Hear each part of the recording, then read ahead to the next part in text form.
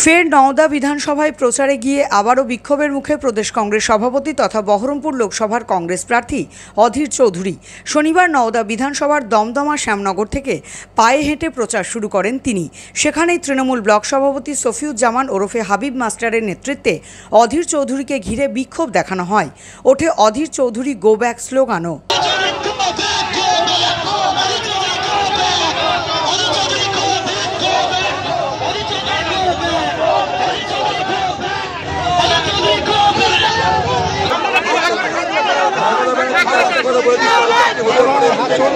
आज আমার উপর হামলা হলো।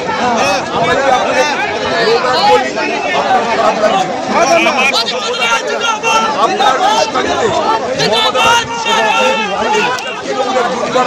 তারা আমার উপর হামলা করবার চেষ্টা করেছিল। আমি ওখানে বসে বসে বলেছি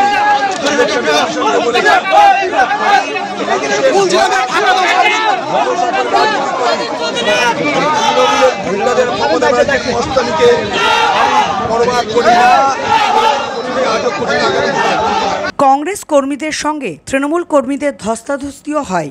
পরে পুলিশ প্রশাসন এসে পরিস্থিতি সামাল দেয়। বাংলা টুডে নাও।